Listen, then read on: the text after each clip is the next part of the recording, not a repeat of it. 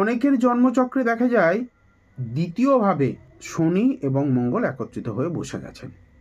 সাধারণ প্রেডিকশানে আপনার শনি এবং মঙ্গল এবং দ্বিতীয়পতি বলবত্তা বিচার করে আপনার আর্থিক জীবনের ভালো মন্দটা বিচার অবশ্যই করা হবে অ্যাস্ট্রোলজিক্যালি। কিন্তু একটা সূত্র বা অ্যাস্ট্রোলজিক্যাল যেটা রুলস বলছে, যদি কোনো কারণে আপনার জীবনে এই শনি মঙ্গল দ্বিতীয়ভাবে বসে যাচ্ছে, এটা কিন্তু অ্যাক্সিডেন্টের একটা বড় কারণ হতে পারে। যদিও অন্য অনেক সূত্র দেখা প্রয়োজন, এর সঙ্গে সাপোর্টিভ কিছু সিস্টেম দেখতে হয়, তবুও বলছি এই রকম কম্বিনেশন যদি আপনার জীবনে থাকে বা আপনার কুণ্ডলিতে থাকে, তাহলে অবশ্যই আজকের দেওয়ার রেমেডিটি করুন, তাহলে আপনি ভয়মুক্ত থাকবেন।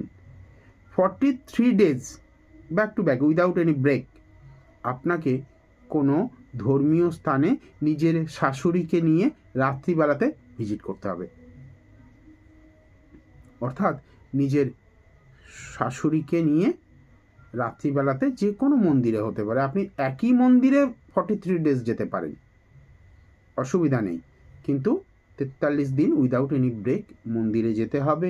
ধূপদীপ প্রদীপ জ্বালিয়ে আপনার সাধ্যমতো পুজোর সামগ্রী দিয়ে প্রণাম করে বাড়িতে ফিরে আসতে হবে। এটা রাত্রিবেলাতে করতে হবে এবং সঙ্গে যেন অবশ্যই শাশুড়ি থাকেন। এই ক্রিয়াটা ক্রমাগত করতে পারলে অবশ্যই আপনার জীবন থেকে কিন্তু কোনো রকম কুপ্রভাব বা অ্যাক্সিডেন্ট হওয়ার যে প্রবণতা সেটা কমে যাবে।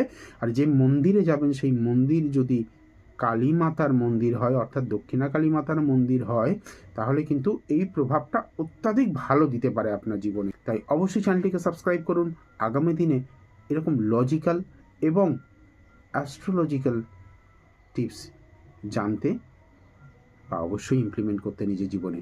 ভালো থাকবেন। জয় মাতারা।